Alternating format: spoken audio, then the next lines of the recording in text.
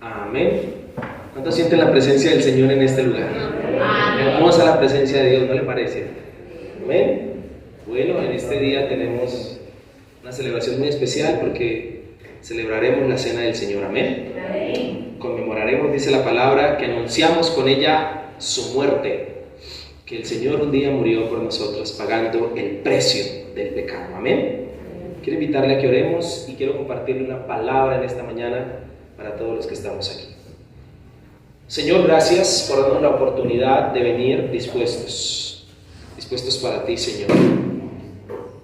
Dispuestos, Padre Celestial, para que nos hables, nos bendigas, nos confrontes. Y quiero pedirte, Señor, en este día que nos des el tiempo, Señor, Padre, para escuchar esta palabra, que podamos inquirir en ella, que podamos entenderla, que podamos, Padre Celestial, crecer. Es nuestro deseo. El deseo, Señor, de tu iglesia es ese, y por eso estamos aquí, para adorarte, Señor, para bendecirte y para entregarte todo nuestro corazón.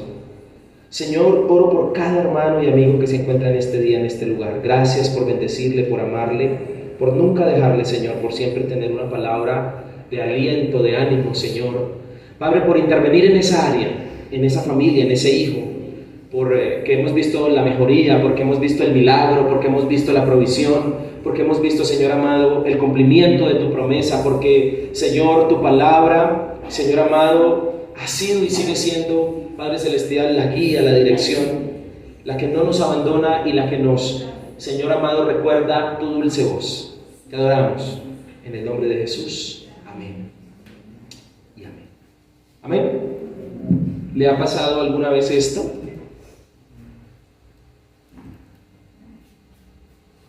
¿Alcanza a ver?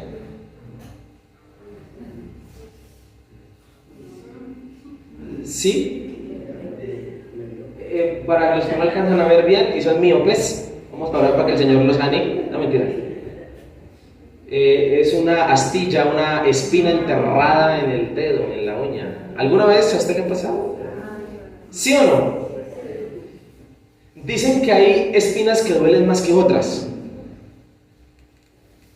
Dicen que una espina de un cactus duele. Allá dicen, uy, sí. O sea que les ha pasado. Ya podemos prender la luz. Y ahorita vamos a ver otras de la forma.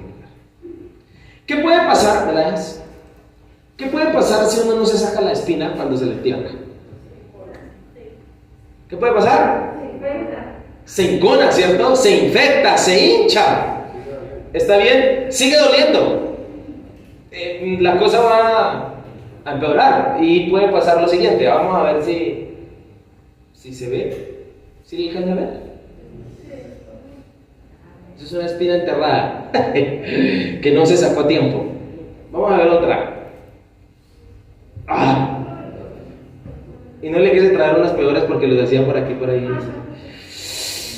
¿Saben? Sí, efectivamente, si uno no se saca la espina a tiempo, ¿qué pasa?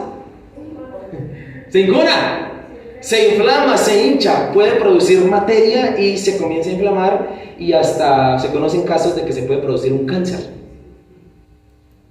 Por eso las espinas, aunque duela, es mejor sacárselas. Podemos prender la luz.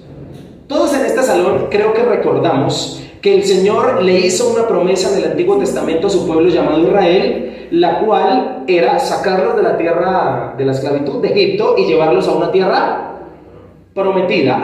Esa promesa es la mamá de las promesas para el pueblo de Israel. Es la promesa que todo el mundo se sabe, se conoce, que el Señor le prometió a su pueblo desde Abraham, desde el patriarca Abraham. Amén. Y esto de sacar, de extraer, de expulsar, de echar fuera, de arrojar lejos, escúcheme, como lo haríamos con una espina, es el acto que Dios le pidió al pueblo de Israel cuando tomaran por herencia la tierra prometida.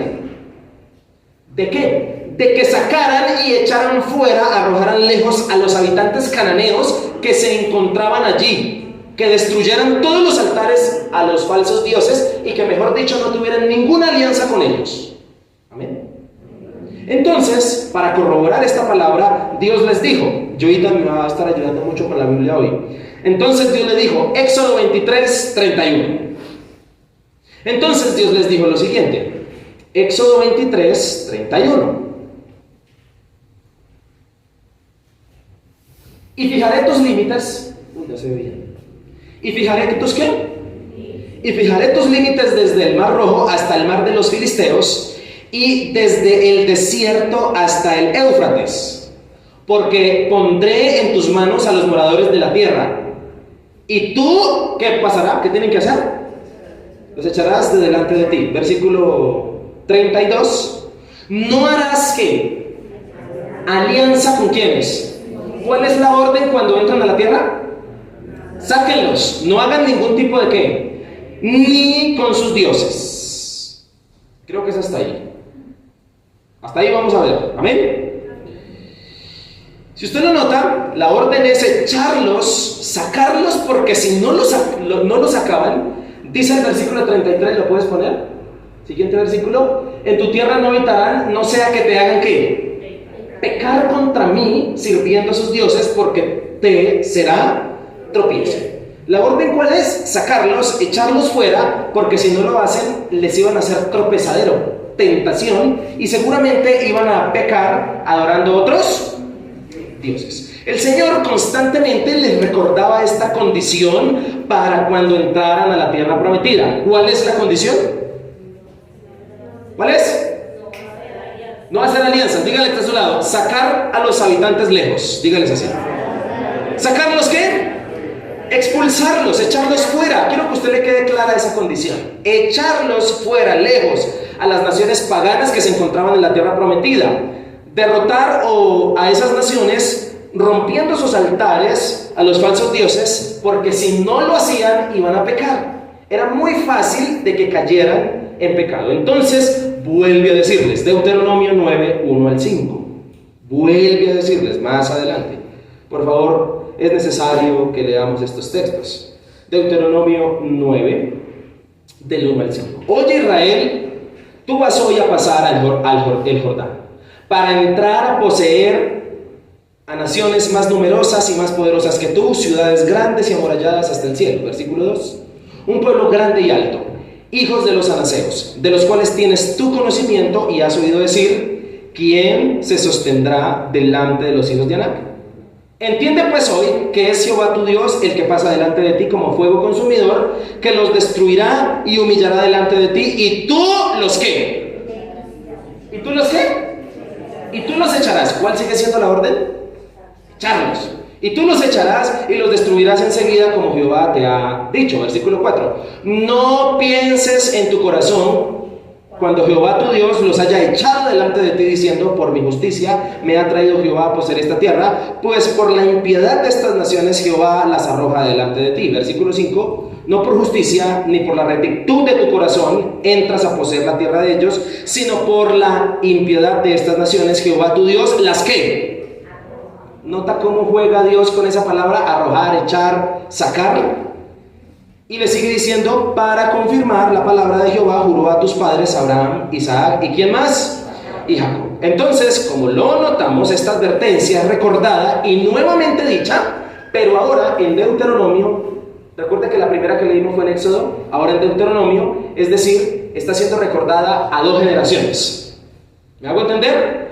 Esta generación de Deuteronomio es la segunda generación que sí entró a la tierra prometida, porque a los primeros que se les dijo, a los de Éxodo que leímos ahorita, por desobediencia no entraron a ¿dónde? Pero la condición sigue siendo la misma para el que quiera entrar a la tierra prometida. ¿Cuál es la condición? Dígale que es a su lado, echarlos fuera. La generación de Israel de Deuteronomio es la segunda generación que nació en el desierto, la cual sí entró a la tierra prometida, y como estos sí iban a entrar, necesitan saber la condición, por eso se la recuerda en Deuteronomio. ¿Cuál es la condición? Echarlos fuera. Si entran, échenlos fuera. Entonces, a esta segunda generación que sí va a entrar, vuelve Dios a decirles, Deuteronomio 20, versículo 16. Deuteronomio 20, versículo 16. ¿Qué les dice el Señor? Pero de las ciudades de estos pueblos que Jehová tu Dios te da por heredad, ninguna persona dejarás con ¿qué? Siguiente versículo. sino que los destruirás completamente. ¿A quiénes? A todos los terminados en eo, al eteo, al amorreo, al cananeo, al fereceo, al jebeo, al jebuseo, como Jehová tu Dios te ha ¿qué? Como Jehová tu Dios te ha ¿qué? Versículo 18. Para que no os enseñen a hacer según todas sus ¿qué? Que ellos han hecho para sus dioses, y pequéis contra Jehová vuestro. ¿Qué nota usted en particular? Sí, que Dios insiste en que cuando entran a la tierra prometida, lo primero que tienen que hacer es la condición, echarlos ¿qué? Fuera. Y esto que Dios les repite con insistencia es para hacerles entender que todos los pueblos cananeos que habitan en la tierra prometida no podían quedarse como huéspedes. No los podían dejar ahí, no podían convivir con ellos, tocaba sacarlos, echarlos fuera, arrojarlos lejos, porque si no lo hacían, iban a fallarle al Señor, pecando y adorando otros dioses. ¿Cuántas veces Dios les ha repetido la cosa? 3, pero si vemos en la Biblia, se la repitió muchas veces. Vamos a ver si Israel cumplió, ¿le parece? Libro de Jueces, capítulo 1, versículo 21. Vamos a ver si Israel cumplió. Mas el jebuseo que habitaba en Jerusalén no lo ¿qué? ¿No lo qué? ¿Sí están cumpliendo? Leamos el versículo 27. No sé, tampoco Manasés arrojó a los de Betseán, ni a los de sus aldeas, ni a los de Tanak, ni a tampoco quienes, ni.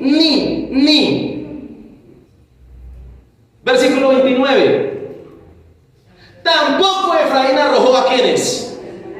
¿Hicieron caso? Entraron a la tierra prometida, pero ¿hicieron caso? Versículo 30. Tampoco Zabulón arrojó a los habitantes de Quitrón, y así sucesivamente. Ni. Amados hermanos, ¿Israel obedeció a la condición? No. Hermanos y amigos, este mismo principio teológico Dios lo sigue proclamando, predicando y anunciando hasta el día de hoy para sus hijos. Que no podemos tener ninguna alianza con el pecado. Que el pecado hay que expulsarlo, sacarlo, echarlo, arrojarlo fuera de nuestras vidas. Que no pretendamos hospedar el pecado en nuestra vida y tratar de convivir con él. No se puede. Que las promesas y las bendiciones que Dios tiene para nosotros requieren que echemos fuera de nuestra vida el pecado. Que lo expulsemos y seamos radicales con él.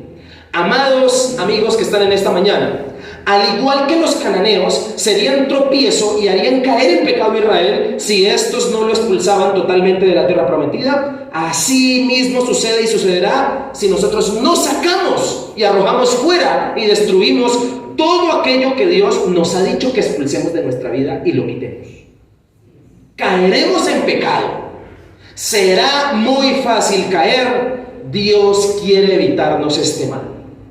Así como la espina no puede ser huésped en nuestro cuerpo porque si no nos enferma de gravedad, así tampoco los cananeos podían ser huéspedes de los israelitas. Pues así también el pecado no puede ser un huésped de nuestra vida, puesto que nos llevará a perder las grandes bendiciones, nos llevará a la condenación, nos llevará a la muerte. Amén. ¿Está de acuerdo conmigo o no? Quiero compartirles esta mañana un mensaje que he titulado Un huésped peligroso. ¿Cómo se titula este mensaje? Dígale que está a su lado, usted tiene huéspedes peligrosos. ¿Un huésped qué? Peligroso. Escúcheme por favor esta palabra. Como lo notamos en los textos que leímos, Dios prohibió que los cananeos se quedaran como huéspedes en la tierra. ¿Se acuerda?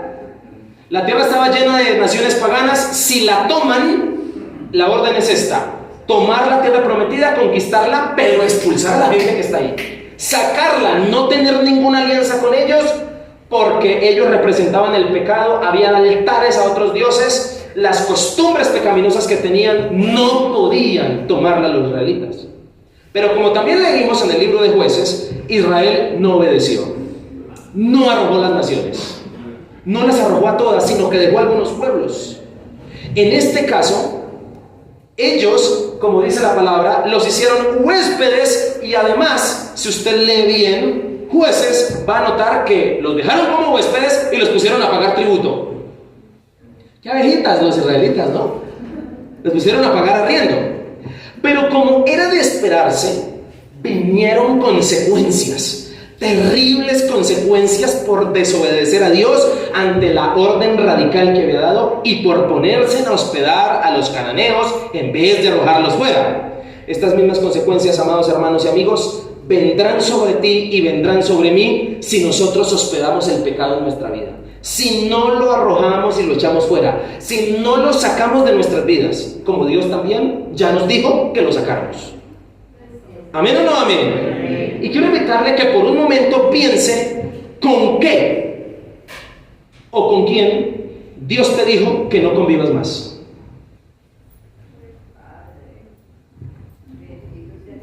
¿Qué Dios te ha pedido que cortes, que saques de tu vida, que no lo hagas tu huésped más? ¿Una costumbre, un hábito, una persona, un vicio, una adicción, un defecto, una actitud, alguna clase de pecado? Pues hermano, en esta mañana quiero compartirle consecuencias de no arrojar fuera el pecado. ¿Qué lo va a compartir? Dígale que es el lado, consecuencias. Consecuencias de no arrojar fuera el pecado desobedeciendo a Dios. Y quiero que me preste mucha atención porque estoy seguro que Dios va a hablar a su vida y a mi vida. Amén. Primer consecuencia de no arrojar fuera el pecado. Esta palabra es dura porque seguramente muchos la estamos viviendo. ¿Cuántos dicen amén por las palabras duras? Que nos sacuden, que nos hacen así. Consecuencias de no arrojar fuera el pecado desobedeciendo a Dios. Primer consecuencia. Jueces capítulo 2, versículo 1. El ángel de Jehová subió de Gilgal, ¿a dónde? A Boquim, y dijo: yo os saqué de Egipto y os introduje en la tierra de la cual había jurado a vuestros padres, diciendo: no invalidaré jamás mi pacto con vosotros, con tal que vosotros no hagáis pacto con ¿quiénes? Con los moradores de la tierra cuyos altares habéis de derribar. ¿Cuál es la orden? Vuelve y se la recuerda. Siempre les he dicho que no tengan alianza. Mas vosotros, ¿qué pasó? No habéis ¿qué? Atendido a mi voz. Y la gran pregunta de reproche de nuestro Dios: ¿por qué habéis hecho esto? Siguiente versículo. Por tanto, yo también digo ahora: no los echaré de delante de vosotros. Como ustedes no los quisieron sacar, yo tampoco los voy a ahora permitir que se vayan. ¿Está entendiendo la palabra?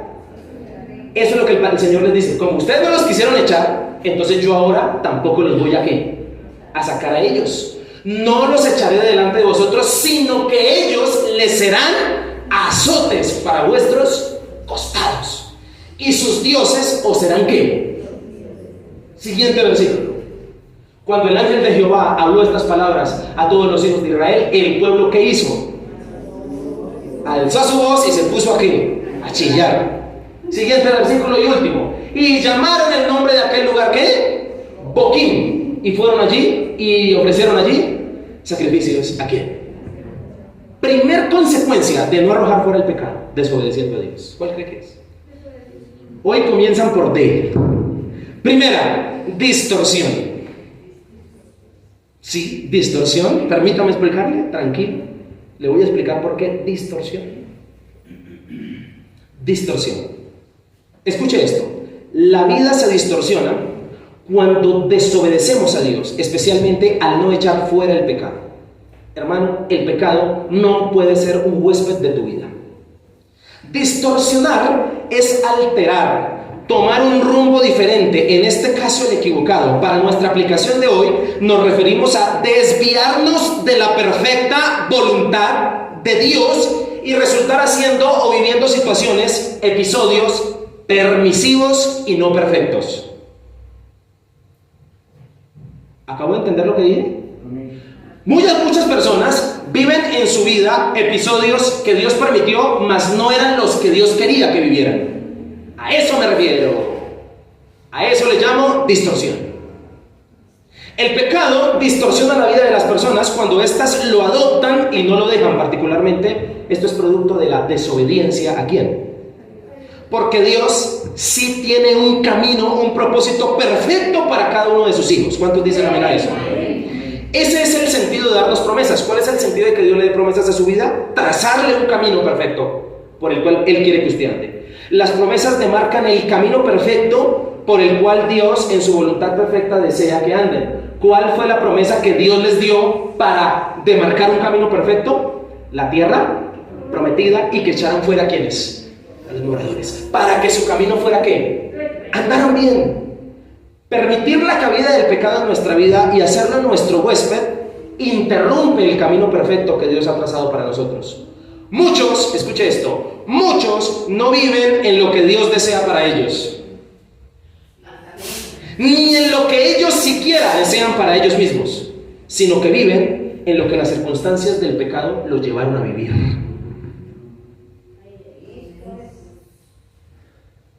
¿Escuchó lo que dije? ¿Está entendiendo la palabra en esta mañana? En el contexto vamos a entenderlo mejor. El libro de los Jueces abarca un periodo de tiempo de 360 años alrededor aproximadamente. ¿Cuántos años? Al parecer fue escrito por el profeta Samuel, el último juez que tuvo Israel. Por eso, después de Jueces, ¿qué libro sigue? Ruth. ¿Y después de Ruth? El primer libro de Samuel. Con Samuel se acaban los jueces, porque después de Samuel comienzan los reyes, la era de los monarcas. Antes de los reyes, ¿qué habían? Jueces. ¿Estamos de acuerdo con eso? En ese orden de ideas se considera que Samuel fue el último juez. ¿De cuántos jueces? De 13. ¿De cuántos jueces? 13. En el libro de Josué, el libro anterior al de Jueces, el pueblo fue obediente a Dios porque entró y conquistó. Pero en el libro de Jueces se nos menciona que fue desobediente porque no los sacó fuera, porque no arrojó fuera a las naciones paganas. El libro de los Jueces inicia mencionando, como lo leímos, cómo el pueblo de Israel desobedeció a Dios rompiendo el pacto. ¿Cuál era el pacto? Yo les doy la tierra prometida y ustedes sacan fuera a los moradores. Pero ellos rompieron el pacto porque no los echaron fuera. Esto fue el pecado detonante que desvió y distorsionó sus vidas por 360 años. ¿Cuál fue el pecado detonante? No arrojar fuera el pecado. Esto fue una bola de nieve que distorsionó de ahí en adelante todo el plan que Dios tenía para ellos. Y quiero que entremos a los primeros versículos del capítulo 2. Como notamos en los primeros versículos, el ángel de Jehová se les presenta y les hace un reproche. Yo les prometí no invalidar mi promesa, pero ¿ustedes qué? No cumplieron. Versículo 3. Y como ustedes no cumplieron, ahora las cosas van a cambiar. Ahora yo digo lo siguiente: el pacto cambia. No los echaré de delante de vosotros, sino que esas naciones que ustedes no quisieron sacar les van a hacer tentación, tropezadero, y les van a hacer caer en pecado. ¿Usted no le parece que aquí se distorsionó la promesa que Dios tenía? La perfección que Dios deseaba. En estos versículos, el ángel de Jehová definitivamente es una cristofanía en el Antiguo Testamento. Es decir, es Cristo en el Antiguo Testamento. Notemos su poder y su deidad. Este ángel de Jehová no es un ángel. Este ángel de Jehová es Dios. Eso es algo que quiero darle ahí. Y Dios mismo les está hablando con autoridad y les recuerda el pacto que había hecho con ellos, es decir, la promesa, la cual constaba de liberarlos de Egipto y llevarlos a una tierra de bendición, con la condición de que ellos fueran su pueblo y Dios fuera su Dios y no tuvieran más dioses. Condición que le ratifica en Éxodo y en Deuteronomio, como lo leímos al principio. Notemos cómo Dios estipula bendiciones para sus hijos. ¿Cuántos dicen amén? Amén. En la voluntad y en el corazón de Dios, ¿qué hay para usted? Bendiciones, promesas. Bendiciones demarcadas en promesas, las cuales, escúcheme, trazan caminos perfectos. Dios tenía un plan perfecto para este pueblo de acuerdo a la promesa. Mejor dicho, un camino de bendición. Pero notemos también cómo las promesas de Dios están compuestas también por condiciones. Están compuestas también por requisitos. Están también compuestas por demandas. Es decir, yo te prometo la tierra prometida, pero tú me haces un favor. ¿Cuál es el favor? Sacar, ¿sí? ¿Sacar qué? A los moradores. Diga conmigo, sacar a los cananeos. Entonces, si usted se da cuenta y lee todas las promesas de la Biblia que Dios nos ha dado, todas las promesas nos demandan hacer algo. ¿Cuántos dicen amén? ¿Cuál es la demanda, el requisito o la condición específica de la promesa de la tierra prometida? Versículo 2. No tener dioses que ajenos. ¿Se acuerda que Dios se los dijo en Éxodo capítulo 20, en los 10 mandamientos? ¿Cuál es la condición? Si ustedes entran a esa tierra, saquen a la gente, me hacen el favor, no se me acostumbran con ellos, ni tienen alianzas, y mucho menos adoran sus dioses. ¿Qué implicaba esto entonces? Implicaba sacar, expulsar, echar fuera, arrojar lejos a las naciones paganas y destruir todos los altares falsos. Mejor dicho, no hacer ninguna alianza con ellos. ¿Amén? Amén. Revisemos una vez más Éxodo capítulo 34, 12. Y volvemos a Jueces. Mire, guárdate de hacer alianza con los moradores de la tierra. Esto es 100 años antes. ¿Cuál era la condición? Por favor, no lo haga. Volvamos a Jueces, por favor. Jueces 2, 2. Y sí, como lo acabamos de leer en los versículos 1 y 2, las promesas que Dios nos ha hecho pueden quedar invalidadas, deshabilitadas. Y esto rompió mi corazón. Porque Dios te puede estar prometiendo algo, pero si tú no arrojas el pecado fuera, Dios no tiene por qué cumplirte lo que te prometió. ¿Eso es lo que está pasando en este texto?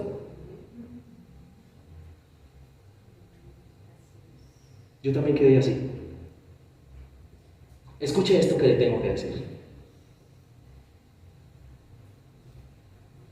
Las promesas de Dios pueden quedar invalidadas y deshabilitadas sin compromiso de parte de Dios en que se cumplan cuando usted y yo no arrojamos fuera el pecado de nuestra vida.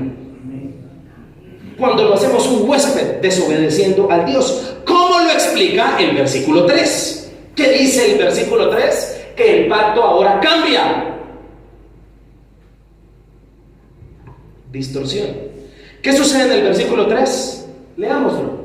Por tanto, yo también digo, no los echaré delante de vosotros, sino que serán azotes para vuestros costados, y sus dioses os serán tropezadero. Amén. ¿Qué pasó aquí? Se distorsionó el plan original. Ahora, las cosas, la vida, las situaciones, las circunstancias cambiarían a causa de no arrojar fuera el pecado. No sé si Dios te está hablando en esta mañana. ¿Sí o no? Espero que sí. Las promesas de Dios están condicionadas a las demandas que éstas nos exijan. La pregunta es, ¿a cuántos de los que están aquí Dios les ha hecho promesas? ¿Ya revisó la demanda? ¿Sí o no? No, yo estoy concentrado en que Dios me dé. Pues le tengo una noticia. Toda promesa tiene una demanda. Las menciones del versículo 1 nos demuestran que Dios cumple lo que promete. Les dijo, yo los saqué de la tierra de Egipto. ¿Acaso Dios no cumplió? Dios cumple lo que promete. Y nuestro bienestar, su vida, ¿acaso no es eso? ¿No es la muestra de que Dios ha cumplido y hecho bendiciones sobre su vida? Claro que sí, así es. Por eso, en el versículo 2, el reproche es con todos los juguetes. A voz en cuello es el reproche para nosotros, y usted va a servir de voz de Dios hoy para su amigo que está al lado. ¿Le parece? Y le va a decir lo siguiente: ¿por qué habéis hecho esto? Dígale así.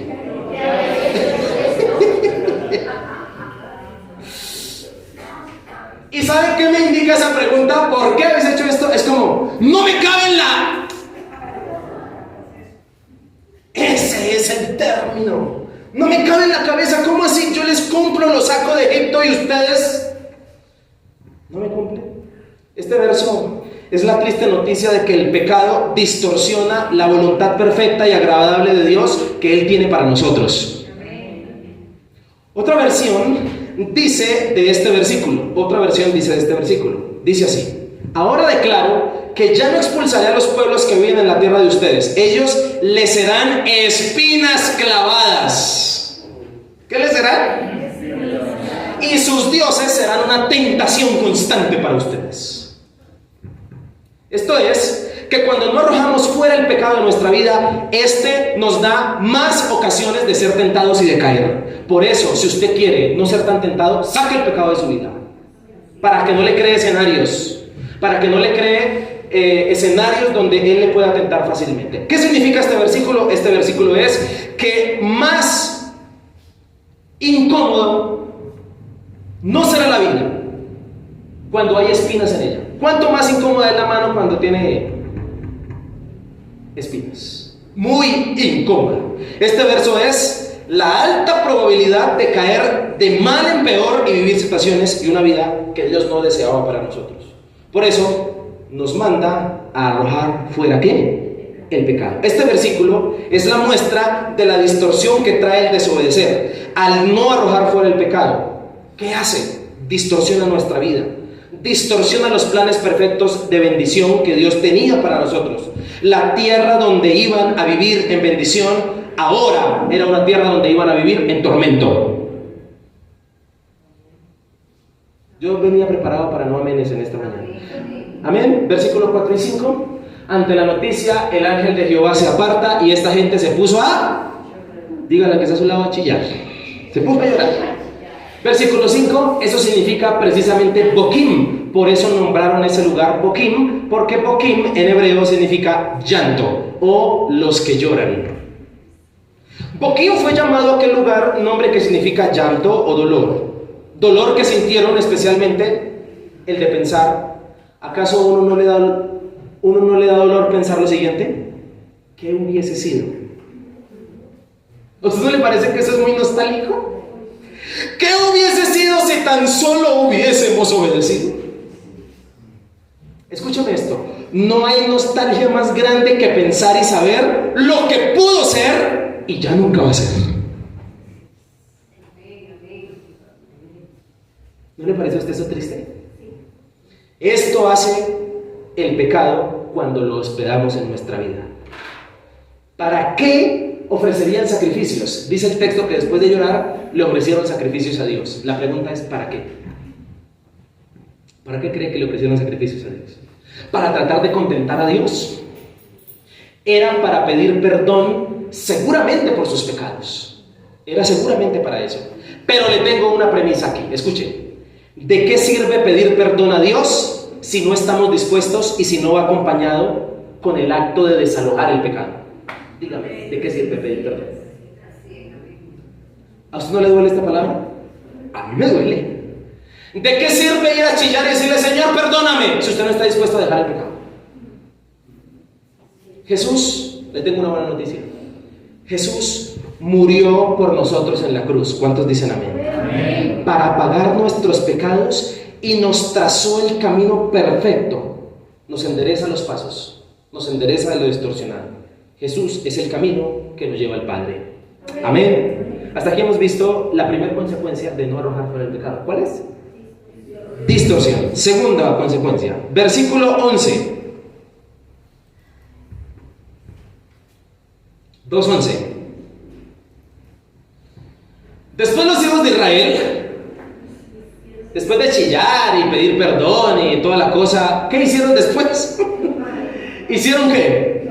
Lo malo ante los ojos de Jehová y sirvieron a ¿quiénes? Siguiente versículo. No se me... 12. Dejaron a Jehová, el Dios de sus padres, que los había sacado de la tierra de Egipto, y se fueron tras otros dioses, los dioses de los pueblos que estaban en sus altares, a los cuales adoraron y provocaron a ira ¿a quién? A Jehová. Siguiente. y dejaron a Jehová y adoraron ¿a quién? Siguiente versículo 14. Y se encendió contra Israel el furor de Jehová, el cual los entregó en manos de robadores que los despojaron, y los vendió en manos de sus enemigos de alrededor, y no pudieron ya hacer frente a quienes. Versículo 15. Por donde quiera que salían, la mano de Jehová estaba a favor. ¿Cómo estaba la mano de Jehová?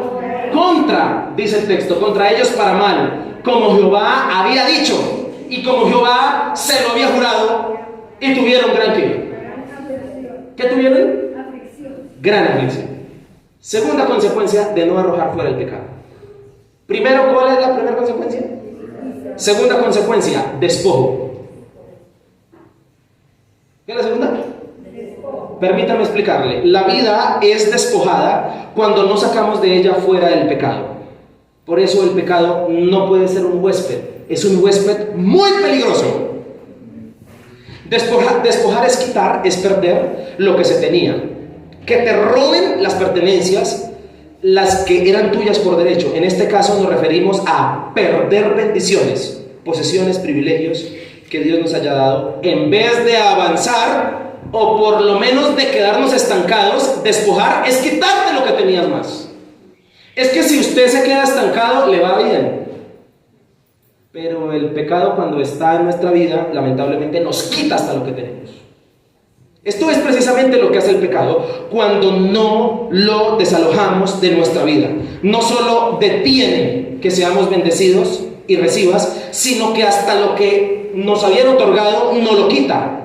El pecado es un huésped peligroso que, aunque lo cuidemos y lo conservemos, nos termina robando. ¿Nos termina qué? La vida en Dios se trata de avanzar. ¿Cuántos dicen amén? La vida en Dios se trata de crecer. ¿Cuántos dicen amén? El pecado actúa como carga, como cáncer que lamentablemente roba la vida, las bendiciones, y en vez de que tú lo pongas de patitas en la calle, el pecado en ti te hace poner a ti de patitas en la calle. En el contexto de este pasaje, ¿cuántos años duró el periodo de los jueces? Váyase sabiendo algo. ¿Cuánto? Este periodo de los jueces, desde Josué hasta Samuel, enmarca una de las épocas más oscuras del pueblo del Señor. El libro reprocha al pueblo constantemente recordándoles lo que Dios hizo por ellos, sacarlos de Egipto, y de la forma en que ellos le pagaron. ¿Cómo? Desobedeciendo.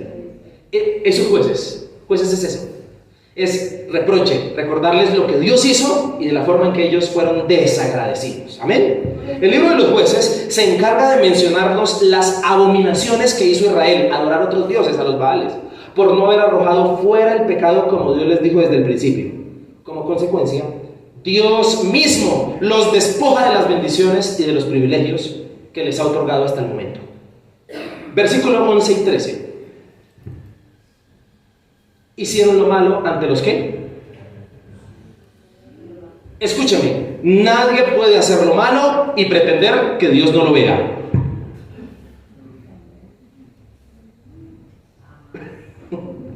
¿No es sí o no? Amén. No sé cómo lo veo esta mañana, hermano. ¿Será porque es festivo?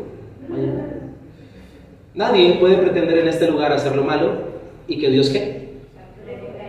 Que Dios no lo vea. Le tengo que decir algo. Cuando la embarramos, Dios estaba en primera fila. Estos fueron los actos que precisamente los llevaron a ser despojados de las bendiciones que Dios tenía para ellos. Precisamente fue el no arrojar a los cananeos. Y como el Señor ya se los había diagnosticado, ¿qué les diagnosticó Dios si no sacaban a los cananeos? ¿Qué les diagnosticó? ¿Qué les diagnosticó? ¿Qué dice el versículo? Sí, el versículo siguiente, versículo 2. ¿Qué les diagnosticó Dios? Les diagnosticó que adorarían a otros dioses. Les diagnosticó que dejarían de adorar a Jehová. Les diagnosticó que iban a provocar la ira del mismo Dios. Dios les diagnosticó esto si no sacaban a los cananeos. Seguramente el pueblo no arrojó el pecado fuera de ellos. ¿Por qué el pueblo no arrojaría a los cananeos fuera si era una orden de Dios? ¿Sabe por qué? Porque seguramente pensaron como muchos de nosotros a veces pensamos. ¡Ay! Solo es un ratico. Eso no pasa nada. No hay que ser tan religiosos. ¡Ay! Una vez al año. Nos parece que no es necesario arrojar fuera el pecado y no somos radical con él. Quiero decirle una cosa. ¿Sabe qué demostramos con esto que acabo de decir? Que nos parece que Dios se puede equivocar con los diagnósticos que hace. Señor, te voy a demostrar que uno al año no hace daño porque no voy a caer. Y si Dios nos dice, mi hijo, corte con eso, no le conviene, deje eso, no lo practique, no vaya, porque la embarra, porque cae, porque peca, porque termina mal. Esos diagnósticos que Dios nos acaba de hacer y por eso nos pide dejar lo que nos pide dejar, esos dictámenes, nos encanta ponerlos a prueba a ver si son verdad. ¿Y por qué probar a Dios? Si Él nos advierte de no hacer algo, es porque así es. Y hoy te dice, arroja el pecado de tu vida. ¿Qué te dice Dios hoy? Y nos pone un ejemplo. Y nos dice, mire cómo terminó el pueblo de Israel. ¿Acaso el diagnóstico que yo dije no se cumplió? Sí se cumplió. Dios siempre tiene la razón. ¿Cuántos dicen amén? Amén. La palabra de Dios es tan poderosa que lo que Él ha diagnosticado que suceda, aún por causa del pecado, sucederá. ¿Escuchó lo que dije? ¿Cuántos creen que las promesas de Dios se cumplen? Amén. ¿Y cuántos creen que los diagnósticos que Dios hace por causa del pecado también se cumplen? Amén. ¿Por qué comprobarlos? O si no, pregúntele a Adán y a Eva, que se pusieron a comprobar a ver si Dios tenía verdad y mordieron la manzana el fruto y dijeron, ay, si era verdad. ¿Usted quiere comprobar los diagnósticos de Dios? Escuche, el versículo 12 y 13, con esa afirmación, versículo 12. Bueno, no se ve, pero ¿cuál es la primera palabra que aparece en el versículo 12? Dejar. ¿Y cuál es la segunda, versículo 13? ¿Cuál es la primera palabra? Y dejar. Escuche, esa afirmación de que ellos dejaron a Dios nos enseña que aquellos que dejan a Dios son despojados entonces de todo lo que han recibido por gracia de Dios. En otras palabras, escuche, el que se despoja de Dios no espere a conservar lo que recibió de Dios.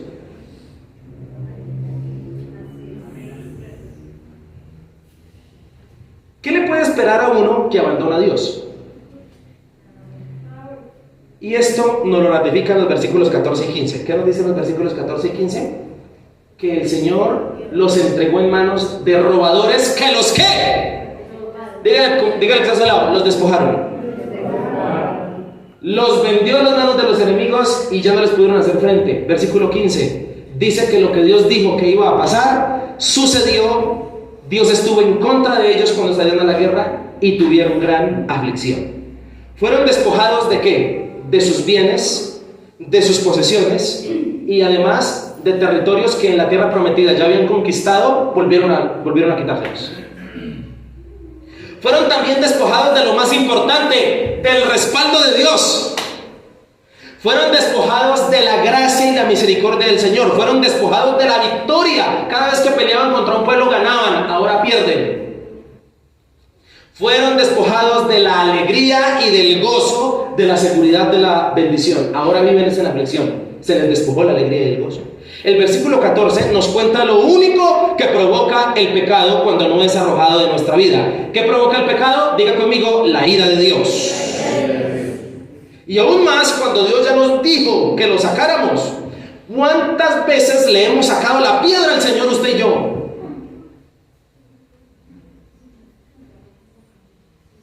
Porque sí que da ira decirle a alguien lo que tiene que hacer para su bienestar y que no lo haga.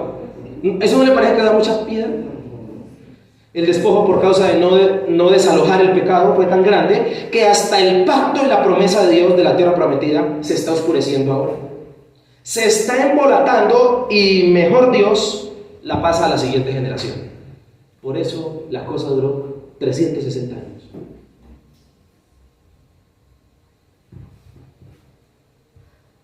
Qué triste es saber que Dios tenía una promesa para ti y como tú pecaste, mejor se la damos a su hijo porque usted no. Eso es lo que pasó por 360 años. ¿Me está entendiendo la palabra de esta mañana? Podríamos evaluar en este momento y pensar si hemos sido despojados de bendiciones por causa del pecado. ¿Será que usted, Dios, le ha quitado, ha permitido que se le sean robadas cosas porque usted no ha querido dejar el pecado? ¿Son más las veces que le hemos provocado a Dios sonrisas o ira?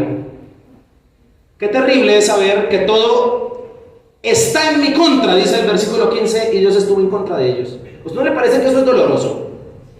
Por no arrojar fuera el pecado, qué terrible es siempre sentirse derrotado. 360 años sintiéndose en qué? Derrotados. Pero Dios es un buen padre.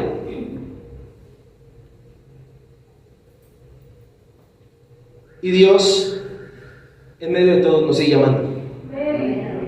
Y Dios como buen padre, y Dios, pero también le tengo una noticia dura. Dios como buen padre no va a aprobar la mala conducta. Y nunca le va a dar victoria a personas que no le obedecen.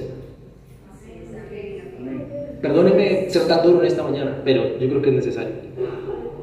Y para calmar los ánimos, Cristo es la esperanza que nos devuelve lo que perdimos. Por eso el Señor Jesucristo murió por nosotros. Cuando lo recibimos, Él nos devuelve lo que nunca merecimos: la salvación.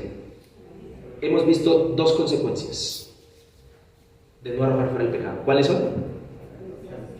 Distorsión, despojo. Y tercera y última, versículo 16. Esto se pone bueno. Quiero que por favor le preste mucha atención a estos versículos aquí en adelante, porque voy terminando con broche de oro. Dice así: y Jehová levantó ¿qué? Jueces que los librasen de mano de los que los despojaban.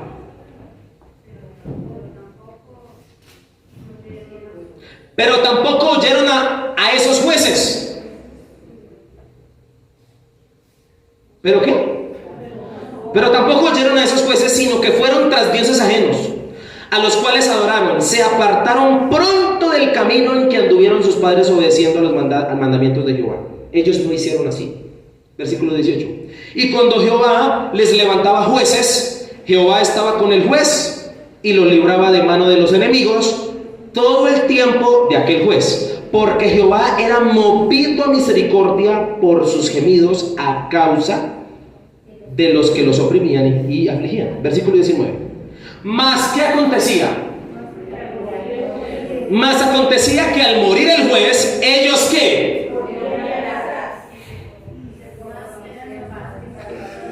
Volvían atrás igual, peor, más todavía peor. Dice el texto: ellos volvían atrás y se corrompían más que sus padres, siguiendo a dioses ajenos para servir e inclinándose delante de ellos, y no se apartaban de sus obras ni de su obstinado camino.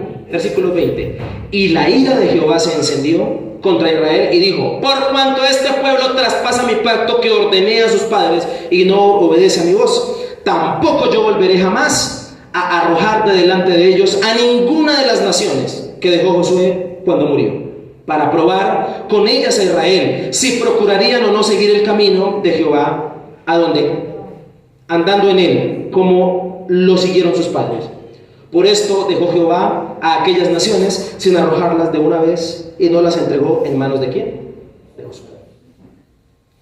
Tercera consecuencia de no arrojar fuera el pecado: distorsión, despojo. Tercero, descenso. ¿Cuál es la tercera?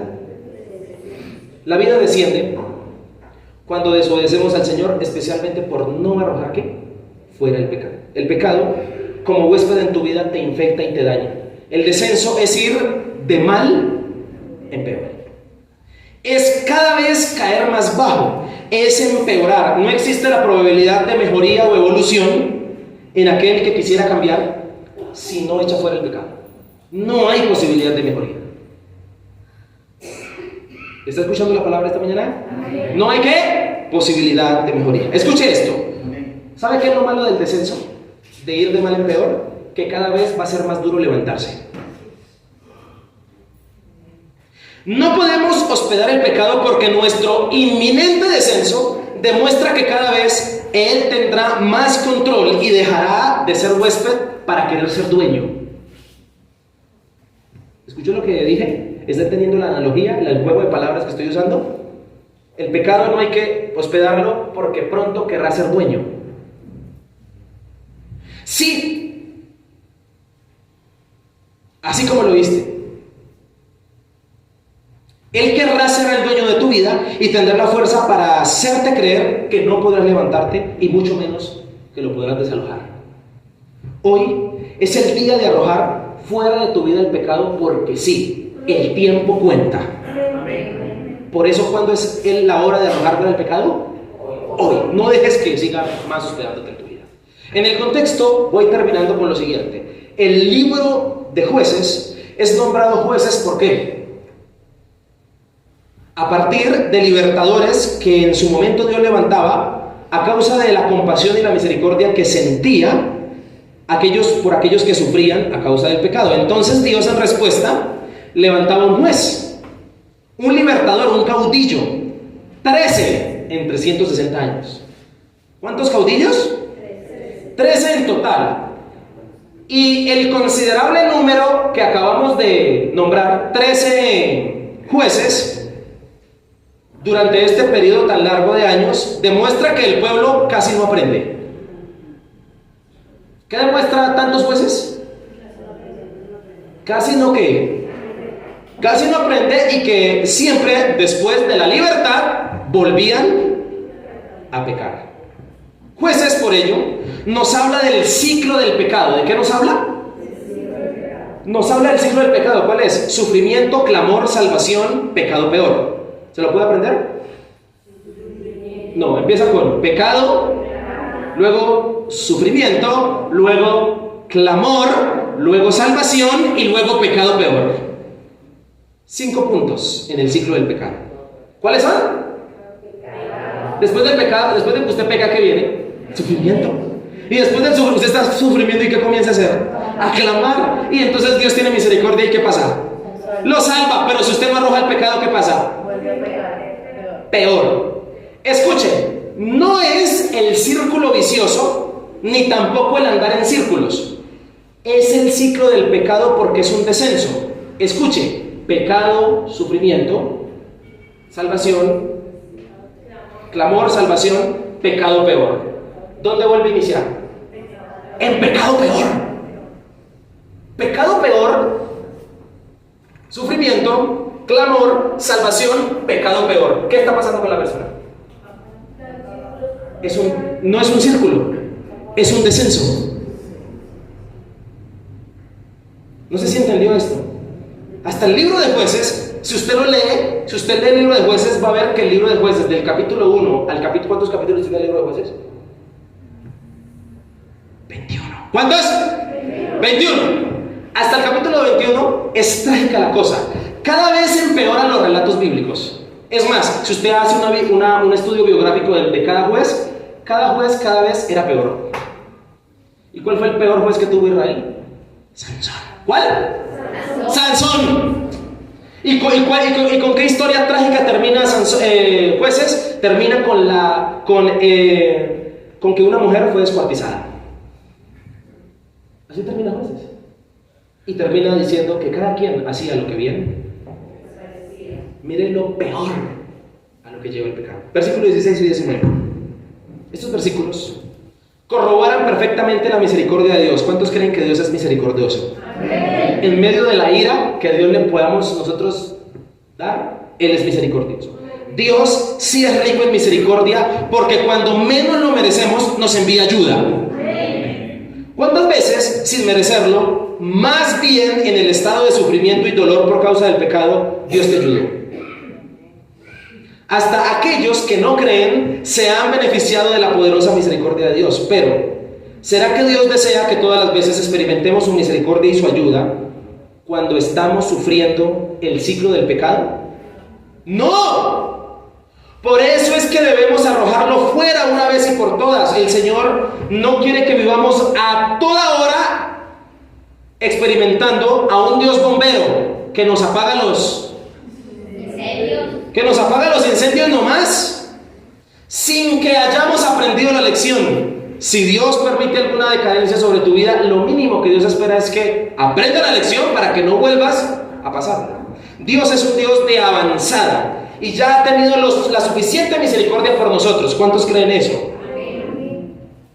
Ya Dios ha tenido suficiente misericordia por ti como para que te acostumbres a jugar con la misericordia de Dios. Porque con la misericordia de Dios no se juega, mi hermano. El texto enfatiza en la terquedad del corazón para tampoco valorar la misericordia de Dios a través de los jueces. Dice el texto que ni a los jueces creyeron. Escúcheme, a la altura del versículo 19, el texto enfatiza en que volvían a qué. Dice que volvían atrás. ¿Volvían a qué? Atrás. Volvían atrás y se corrompían aún peor, más que sus padres. ¿Más que sus qué? El texto enfatiza en esto. Esto es un descenso, ni siquiera es un círculo vicioso. Notemos, hermanos, lo que hace el pecado cuando no es desalojado en nuestra vida. Ni siquiera nos estanca, ni siquiera nos detiene. Nos hunde, nos hace ¿qué? Descender. Le pasó a Jonás, o si no, pregúntele a Jonás capítulo 1. La herencia que dejaba cada generación de cada uno de los jueces por 360 años a la siguiente generación era peor. Cada generación por 360 años era más terrible. Esa era la herencia que le dejaban los padres a la siguiente generación. Cada vez las generaciones eran peores. Cualquier parecido con la realidad. Cada vez las generaciones eran peores. Cualquier parecido con la realidad. ¿Es pura qué? Todos aquí seremos responsables de lo que le dejemos a la siguiente. ¿Cómo hacer que un pecado se vuelva huésped de la vida y no parezca peligroso? Se lo voy a decir cómo. Dejando un legado de pecado. Si usted quiere que a sus hijos les parezca normal el pecado, peque usted y verá. La opresión y aflicción que Dios permitía tenía propósitos saludables. ¿Cuál era el propósito? Sus castigos eran correctivos y tenían el propósito de que los israelitas se convirtieran de nuevo. Por eso permitió estos periodos de tiempo de sufrimiento. Seguramente los gemidos de dolor y el clamor le indicaban a Dios algún tipo de arrepentimiento. Ya están arrepentidos, vamos a librarlos. Mandémosles un juez, el cual era probado en el tiempo que venía. Porque el arrepentimiento no es un sentimiento, el arrepentimiento es un estado. ¿Es qué? Ellos lloraban por el sufrimiento, pero en el tiempo demostraban que no estaban verdaderamente arrepentidos. Porque volvían a ¿qué? A caer. Dios hoy nos habla. Y la verdad es que muchas oraciones de ayuda. ¿Estás dispuesto a escuchar esto? Hoy Dios nos está hablando. Póngale cuidado a esto que le voy a decir. Espero ofenderlo de parte del Señor. La verdad es que muchas oraciones de ayuda son más por no sentir el castigo que porque realmente sintamos arrepentimiento. ¿Será que muchos hemos usado el supuesto arrepentimiento para que Dios quite el sufrimiento de las consecuencias, pero no para quitar el pecado? Sigamos. Versículo 20 y 23. La ira de Dios no es siquiera contra el ser humano. ¿Cuántos dicen amén a eso? ¿Por qué Dios le daba piedra? La ira de Dios es en contra del pecado que mora en la persona. Por no ser desalojado. Dios es santo y aborrece el mal. Traspasar el pecado es romper, es romper el pacto, no obedecer la orden, en este caso de arrojar fuera el pecado. Y Dios ahora prescribe. Señoras y señores, les presento un texto prescriptivo. Para los que les gusta estudiar la Biblia. ¿Ese es un texto qué? Se lo explico mejor en palabras sencillas. Cosas que Dios dijo, pero que no quería decir. ¿Será que Dios quería decir eso? ¿Sí usted cree que Dios quería decir eso? ¿Qué son los textos prescriptivos? Son textos que Dios dijo, cosas que Dios dictaminó, no porque hubiese querido, sino por causa del pecado. Le presento un texto prescriptivo, porque el pecado lamentablemente hace que se prescriban las historias y las realidades de nuestra vida si no lo desalojamos.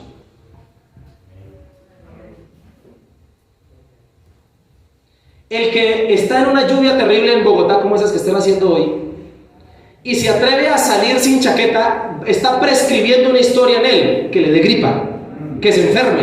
Pero si se pone la chaqueta y obedece a Dios, entonces lo que Dios ha estipulado, la bendición de no enfermarse, llegará. ¿Será que nuestra vida son textos prescriptivos? Uy, Dios mío. Espero que Dios le esté hablando en esta mañana. Desde el principio fue evidente que Israel no iba a permanecer fiel. Dios dejó a las naciones como instrumentos para que afligieran a Israel, para castigarlo y para enseñarle que el camino del pecado hace descender. Por medio de las aflicciones, Dios procuraba que su pueblo se volviera a Él. ¿Escuchó? Porque sí, este es el significado de la palabra probar. Dice el versículo siguiente. Dice que las iba a dejar para probar al pueblo de Israel. ¿Dónde está la palabra más arriba? ¿No está ahí? Ahí está, para probar con ellas. Escuche, ese es el significado de la palabra probar. Quiere decir más bien probar en el sentido de afligir o de hacer pasar dificultades que pudieran despertar al pueblo a que estaba mal y a que necesitaba arrepentirse. Y la verdad es que todos en este salón hemos experimentado ese tipo de sufrimiento. El sufrimiento de las aflicciones que Dios ha permitido, a ver si nos arrepentimos. Los periodos de sufrimiento por causa del pecado nos han servido para que verdaderamente nos arrepintamos. ¿A cuántos de los que están aquí, aprendieron delante de Dios con correa?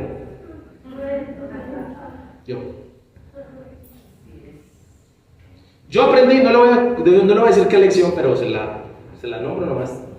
Yo aprendí una lección en mi vida y se la cuento, así por encimita. Una lección en mi vida que Dios me dijo por muchos años, no lo haga. Y yo, hasta que vino una situación de sufrimiento y dolor por causa del pecado en mi vida. Y entonces después de que sufrí, lloré y chillé, le dije al Señor, ahora sí, ya aprendí. ¿Y cuántos? Gracias al dolor y a la crisis nos arreglamos. De alguna manera, por 360 años, esta disciplina sirvió, por lo menos para algunas generaciones, como la de Samuel. El 13º juez, Samuel, el último, ese sí fue ¿qué? Bien. A ese la historia de 360 años le sirvió para no hacer lo mismo. Y también esta disciplina debe hablarnos a nosotros hoy. ¿No le parece? Para que arrojemos fuera el pecado.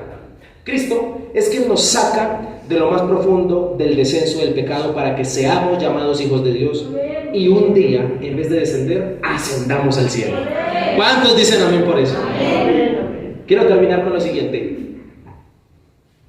Cristo es quien endereza nuestros pasos cuando nuestro camino era distorsionado. Cristo es quien nos dio el derecho de llegar a ser hijos de Dios cuando de todo merecíamos ser despojados. Cristo es quien nos rescató sacándonos del descenso de la muerte cuando estábamos muertos en nuestros delitos y pecados. Porque solo Cristo es el camino, la verdad y la vida, que nos da la fuerza para arrojar fuera el pecado de nuestras vidas y nunca más desobedecer a Dios. Quiero pedirle un favor, usted hermano que vive esta mañana. Le quiero pedir un favor a usted que vive en esta sociedad donde el pecado es normal y es un huésped normal en la vida de las personas. Marca la diferencia. Este mensaje debe hacerte reflexionar porque el único huésped de nuestra vida es Cristo en nuestro corazón y el Espíritu Santo en nuestro cuerpo. Porque nuestro cuerpo es templo del Espíritu Santo. ¿Cuántos dicen amén? Quiero invitarle a que se coloque de pie.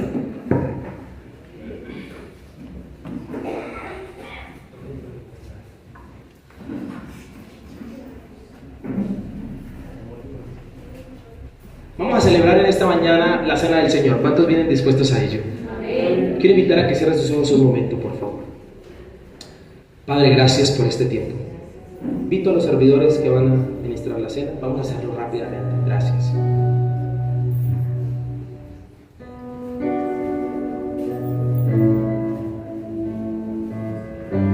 Señor, oramos por estos elementos de la cena.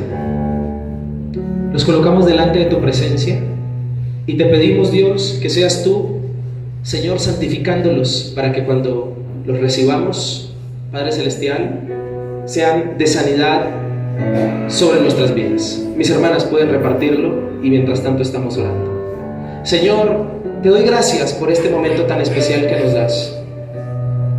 Y quiero pedirte, Señor, que en este momento, mientras que nuestras hermanas reparten los elementos de la cena, todos los que estamos aquí podamos ponernos a cuentas contigo. Ayúdanos, Señor. Ayúdanos a entender que solo tú, Señor, eres nuestro Rey sobre todas las cosas. Que tú, Señor Jesús, vives por los siglos de los siglos. Ayúdanos hoy a entender esta palabra que nos has dado. Y gracias porque es acorde a la celebración de la cena, ya que podemos, Padre Celestial, celebrarla con libertad en nuestra vida y en nuestro corazón. Gracias, Señor, porque para ti no hay nada imposible. Porque nos enseñas, Padre Celestial, que tu muerte en la cruz, que es lo que precisamente celebramos cuando participamos de la cena, nos ha liberado del pecado y tú fuiste quien lo arrojó fuera de nuestra vida. Señor, pero si hay algo de pecado en nosotros, hoy dale la valentía a ese hermano de cortarlo. Dale la valentía a esa persona de echar fuera ese pecado de su corazón, de no compartir con él. Te pido, Dios, esto en el nombre de Jesús. Estos elementos que estamos tomando en nuestras manos en este día, Señor, los hemos tomado, Padre Celestial, agradecidos contigo, porque tú moriste por mí. Y esto es una oración muy personal. Allí donde usted está, dígale: gracias, Señor, porque tú enderezaste mi camino torcido, distorsionado. Gracias porque tú, Señor, cuando el enemigo me despojó de las bendiciones, tú me las diste nuevamente a través de Cristo. Dígale: gracias, Señor Jesús, porque tú no me haces descender, me haces ascender al cielo. Eres tú mi mayor bendición. Y esta preciosa cena que celebramos en este día es conmemorando tu muerte. Porque yo recibí del Señor lo que también os he enseñado, que el Señor Jesús, la noche que fue entregado, tomó pan y habiendo dado gracias, lo partió y dijo: tomad, comed, esto es mi cuerpo que por vosotros es partido, haced esto en memoria de mí. Este pan, Señor, representa tu cuerpo molido en la cruz, que cargó mis pecados. Dígale: que cargó mis pecados. Por eso yo soy nueva criatura en ti. Dígale a Dios. Dígale: te alabo, mi Señor, te bendigo. Dígale: te pido perdón por todos mis pecados. Y hoy tomo la cena, arrojando el pecado fuera de mi vida, porque tú eres mi Señor y amo la santidad. Quiero invitarle a que coma del pan.